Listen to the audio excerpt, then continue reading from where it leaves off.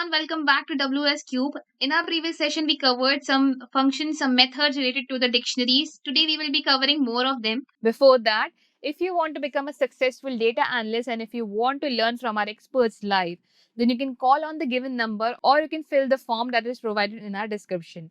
Not just that, with our every batch, you will be getting 2 demo classes for free.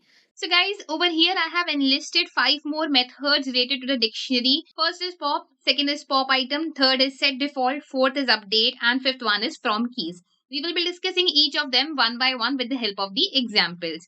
First of all, pop. Pop method is generally used to remove to delete an item. So here also in our dictionary, it removes a whole key value pair from it. Let's see how it can be done. All I need to do is write a dot pop, and let's say I want to remove age from here, and if I print a right after this and run it, let's see what do we get. So we have received a dictionary over here in which the age is not there. Both key and value has been removed with the help of our pop method. Similarly, the pop item. Now, what is pop item? Pop here removes a particular value while pop item removes the last value that has been inserted in a dictionary. So let's see how it can be done. If I write a dot pop item, open close the bracket, and if I print a now, so the last value that was added over here was gender male. Now our dictionary is left with only one item. So next over here guys, we will be talking about our set default method. Now what is set default method? Set default method will return us the value of a particular key, and if there is no value, there is no such key inside our dictionary, then it will provide it with the key and value of it. And if there is no such key inside the dictionary, then it will add that key and value over there inside the dictionary. Now let's see how to use the set default method. Okay, so first of all, I will be creating a variable over here. Let's say I'm creating a variable called as b. B is equals to the name of our dictionary, that is a dot set default. And what we want to set default, for example, let's say I just want to get the value of gender over here. So if I write gender, comma, I say it is female. Okay. But if I print it, like if I write print B over here and run my program. So guys, it gave us female over here. Why it gave us female? Because I have removed the items from here. So all I'll do is I'll just put it inside our comments, and yes, now we get the value male over here, that b is equals to a dot set default. And even though I have written inside it gender female, but it is not getting me the new value that I have provided. It is providing me the existing value. Now, let's say if there is any key that is not there inside our dictionary, how it will do it. So, how the set default will update it, how the set default will add it to our dictionary, let's see that. So, I'm creating another variable c is equals to a dot set default. In the set default, I'm going to add the employee ID, comma, and let's say employee ID is 1, 2, 3, 4, 5. Now, if I print it, that print C and run it, you will see over here that it has automatically added the employee ID to the dictionary, and it is showing us that 1, 2, 3, 4, 5 is the value of that particular key, right? Previously, because the gender is already existing over here, that's why it didn't change the value and provided us with the previous value. But because there is no employee ID kind of key inside our dictionary, it added the employee ID key to the dictionary and it along with its value, and then provided us with its value. So this is our set default method.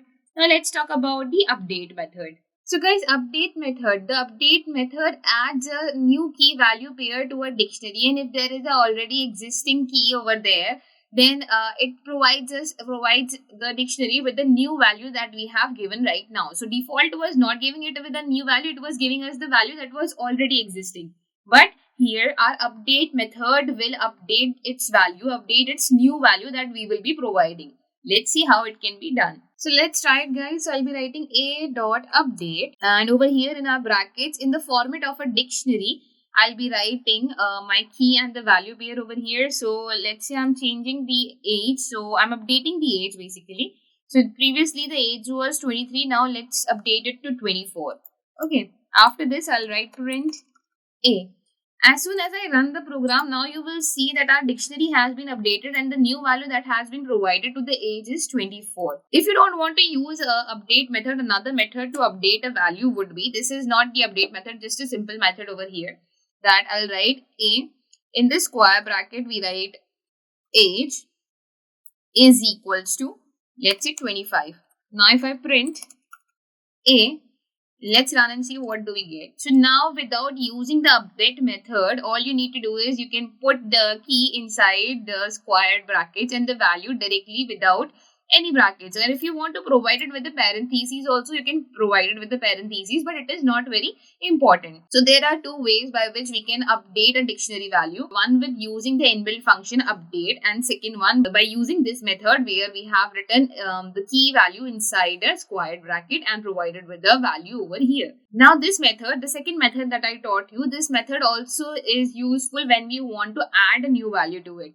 So let's say I want to add employee ID to it. So all I need to do is inside the square bracket, I'll be writing employee ID and is equals to 1, 2, 3, 4, 5. And after this, if I print A, so it will provide me with a new dictionary over here whose employee ID is 1, 2, 3, 4 and 5. So guys, this is our update method, and moving ahead with our next method, we have from keys. So guys, talking about this method from keys method allows us to create a new dictionary. It returns us a whole new dictionary with a specified keys, and we can provide it with a value as well. If you don't provide it with a value, then it gives us none in return. But let's see how it can be done. So I'm creating a variable x over here. Inside the x, I'm adding three values. Let's say hello 1, comma, hello 2, comma, hello 3, right?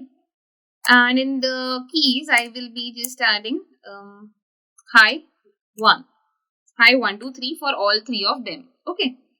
Now what I'm going to do, I'm going to apply from keys method over here. So z is equals to dictionary dot from keys, and from keys I'll be using x comma y over here and printing z. Let's see what this printing z would give me. So printing z would give me with a dictionary whose key is hello 1 and the value is hi 1, 2, 3. Next is hello 2 whose value is again 1, 2, 3. Third is hello 3 and whose value is again hi 1, 2, 3. This is how our from keys method is used. So guys, in this session we covered 5 more methods of dictionary functions. In total we have completed 11 methods. We will be using some of them in our problem solving section. In our next session we will be discussing about nested dictionaries. So stay connected and I'll see you in the next session. Thank you.